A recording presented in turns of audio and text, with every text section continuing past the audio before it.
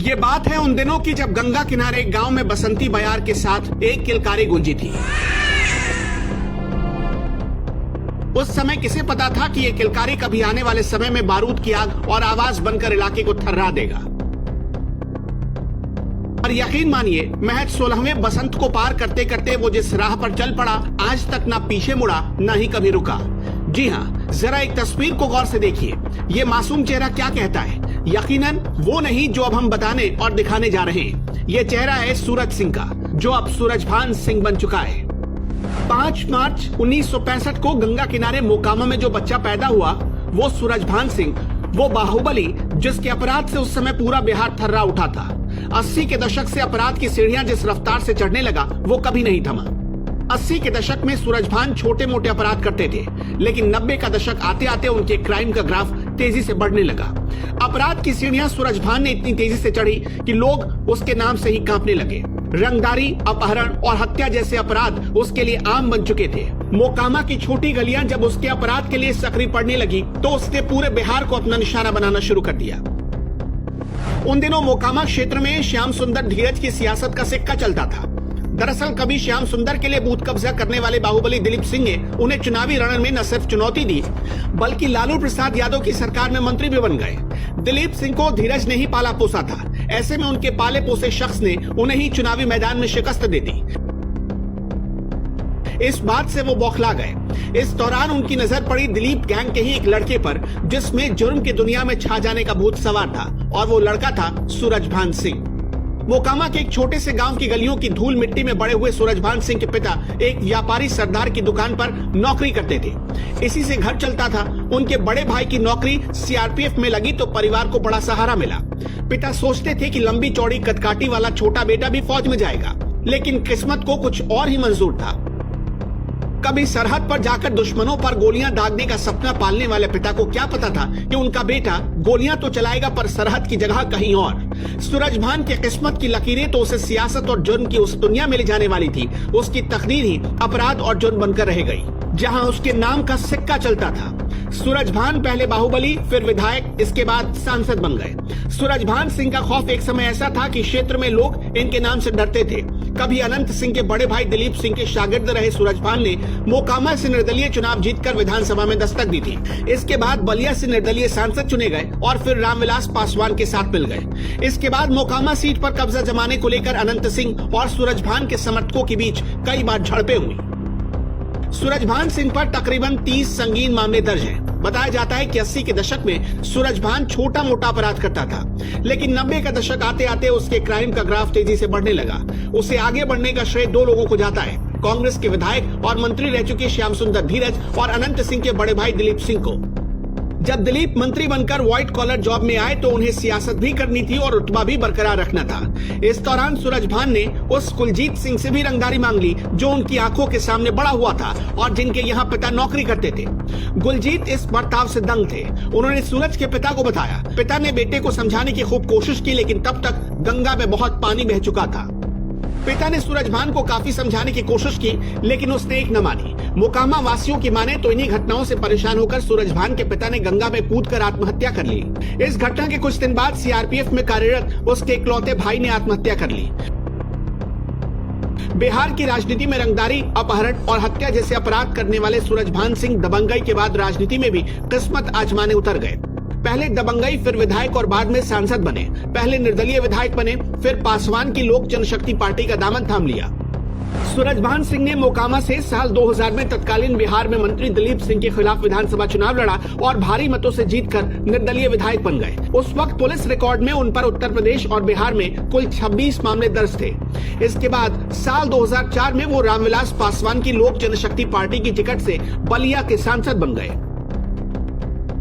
मोकामा का नाम आते ही बिहार की राजनीतिक सरगर्मी बढ़ जाती है, क्योंकि ये वो इलाका है जहां पिछले 3 दशक से बाहुबलियों का राज है, यानी बाहुबली ही विधायक चुने जाते रहे। इसकी शुरुआत अनंत सिंह के बड़े भाई दिलीप कुमार सिंह से हुई थी, जो साल 1990 में जनता दल के टिकट पर चुने गए थे।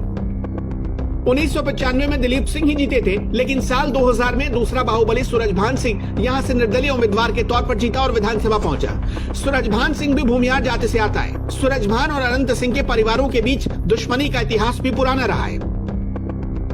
इसके बाद सूरजभान का कद काफी बढ़ गया क्योंकि अब वो एमपी बन चुका था और उसकी सियासी धमक दिल्ली की सत्ता तक जा पहुंची थी। एलजेपी में वो दूसरे नंबर का नेता बन गया और मंत्री तो रामविलास थे, पर देश भर में इनकी हनक और धमक चलने लगी।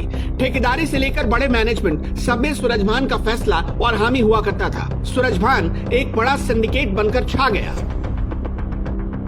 इस तरह मोकामा का एक सीधा साधा युवक अब तक एक मजा हुआ शातिर खिलाड़ी बन चुका था और इसकी अपराधों की फहरिस्त लंबी होती जा रही थी। एक दिन नहले सुबह शीतलहर चरम पर थी, कोहरा घना था, सामने वाले को देखना और पहचानना भी नामुमकिन था। जनवरी 1992 में बेगूसराय के मधुरापुर में रहने वाले रामी सिंह की हत्या हो गई। तड़के 5 बजे रामी सिंह पर 4 लोगों ने गोलियां चलाकर मौत की नींद सुला दी। इसमें सूरजभान का भी नाम आया। रामी सिंह हत्याकांड के मुख्य गवाहों और यहां तक कि सरकारी वकील राम नरेश शर्मा की भी हत्या हो गई। सूरजभान अन्य मामलों की तरह इसमें भी बरी हो जाते अगर केस का एक गवाह और टूट गया होता। मगर गवाहों में एक व्यक्ति ऐसा भी था जिसका नाता बेगूसराय के डॉन रह चुके कामदेव सिंह के परिवार से था। उस परिवार के लोग बताते हैं कि सूरजभान के लोग आदतन उस गवाह को भी धमकाने गए। कामदेव सिंह का परिवार सफेदपोश कारोबारी बन चुका है। जब पता चला कि सूरजभान ने उनके किसी रिश्तेदार को जान से मारने की धमकी दी है तो सूरजभान को उसी के अंदाज में संदेश भिजवाया गया। हमने हथियार चलाना बंद किया है, हथियार रखना नहीं। हमारी बंदूकों से अब भी लोहा ही निकलेगा। डॉन को पूर्व डॉन की धमकी का अंदाजा था। कामदेव सिंह के बहुत से चेले चपाटे अपराध की दुनिया में धीरे धीरे अपनी पकड़ बना रहे थे और सूरजभान सिंह को पीछे हटना पड़ा। अब सूरजभान के सिर पर दिलीप सिंह का हाथ था। सूरजभान सिंह मोकामा में उस वक्त छाया जब उसका सामना उत्तर बिहार के डॉन माने जाने वाले अशोक सम्राट से हुआ। अशोक सम्राट ने सूरजभान पर मोकामा में हमला भी करवाया था। इस हमले में सूरजभान के पैर में गोली लगने के बाद भी वो बच गया, लेकिन उसका चचेरा भाई मारा गया। कहा जाता है कि अशोक सम्राट जब तक जिंदा रहा, सूरजभान मोकामा से बाहर नहीं निकल पाया। पुलिस मुठभेड़ में अशोक सम्राट के मारे जाने के बाद सूरजभान ने अपने कार्यक्षेत्र का विस्तार किया। इसी बीच सूरजभान के चचेरे भाई मोती सिंह की गैंगस्टर नागा सिंह ने हत्या कर दी थी, जिसके बाद सूरजभान का मोकामा विधायक दिलीप सिंह से दुश्मनी बढ़ी और उस दौर में अपराधियों के हो रहे राजनीतिकरण में सूरजभान का नाम भी जुड़ गया। इस दौरान श्याम सुंदर धीरज को भी एक बाहुबली की जरूरत थी। सूरजभान ने धीरज का हाथ पकड़ा जरूर, लेकिन अब उसके सपने बड़े हो चुके थे। एक तरफ सूरजभान सिंह की राजनीतिक यात्रा शुरू हो रही थी, तो वहीं दूसरी तरफ उसके खिलाफ मुकदमों की लिस्ट भी लंबी होती जा रही थी। इसके बाद सूरजभान बलिया से लोजपा के टिकट पर लोकसभा चुनाव लड़े और जीत भी गए। सूरजभान सिंह ऐसे तो नेता एलजेपी के हैं, लेकिन कई मौकों पर उन्हें नीतीश का संकट मोचक भी कहा गया। 3 जून 1998 की शाम ब्रिज बिहारी प्रसाद राबड़ी देवी सरकार में मंत्री थे। इलाज के लिए उन्हें पटना के इंदिरा गांधी आयुर्विज्ञान संस्थान में भर्ती किया गया। शाम की सैर के वक्त 6-7 हमलावरों ने उन पर ताबड़तोड़ गोलियां चलाई। गोलियां चलाने वालों में गोरखपुर का नामी डॉन श्री प्रकाश शुक्ला का नाम भी आया। इस घटना ने पूरे प्रदेश को दहला कर रख दिया। मामले में सूरजभान का नाम भी आया। खूब बवाल मचा और जांच सीबीआई को सौंपी गई। साल 2009 में निचली अदालत ने सूरजभान समेत सारे अपराधियों को आजीवन कारावास की सजा दी, लेकिन हाई कोर्ट जाते जाते इस केस ने दम तोड़ दिया और सूरजभान बरी हो गया। 27 मार्च 1984 को सूरजभान की शादी वीणा देवी के साथ संपन्न हुई और ये शादी भी कुछ अलग थी। दुनिया भर के लिए डर पैदा करने वाले सूरजभान को जबरन उठा लिया गया और वीणा देवी से जबरन शादी करवा दी गई। इस तरह अब तक अकेला सूरज शादी के बंधन में बंध गया। बाहर वो लाख बाहुबली रहा हो, लेकिन घर के अंदर पत्नी के आगे एक नहीं चलती थी। लोकसभा इलेक्शन के दौरान जब भाजपा और लोजपा में गठबंधन हुआ, तब वीणा देवी ने एक सभा में कहा था कि उन्होंने अपने पति सूरजभान के सामने 2 विकल्प रखा था। पहला, या तो रामविलास पासवान से अलग हो जाएं, अगर वे ऐसा नहीं करेंगे तो हम उन्हें तलाक देकर भाजपा में चले जाएंगे। वीणा देवी ने कहा कि उनकी इस धमकी के बाद ही पति सूरजभान भाजपा से गठबंधन के लिए सचेत हुए थे। साल 2003 में दिन दहाड़े मोकामा के पूर्व पार्षद और अपराधी उमेश यादव की गोली मारकर हत्या कर दी गई। उमेश के परिजनों ने सूरजभान पर इल्जाम लगाया, लेकिन मामले की सुनवाई पूरी होने के बाद सूरजभान को बरी कर दिया गया। हालांकि ये तो ऐसे मामले हैं जो कानून और पुलिस की निगाहों में आए, लेकिन कुछ अपराधों का चिट्ठा तो कभी खुला ही नहीं। कभी लोग सूरजभान के नाम से डरते थे, लेकिन अब ऐसा नहीं है। सूरजभान सिंह ने अपनी कर्मभूमि बेगूसराय को माना और लंबे समय तक सारे मंसूबे और जाल को वही मुद्दा रहा। इसलिए आईओसी, एचएफसी और गढ़हरा यार्ड कमाई का क्षेत्र बना रहा। कुख्यात अशोक सम्राट से भी टक्कर लेने का काम अमूमन वहीं से किया करता था और इसमें साथ दिया बीहट के एक बाहुबली भाजपा नेता राम लखन सिंह ने।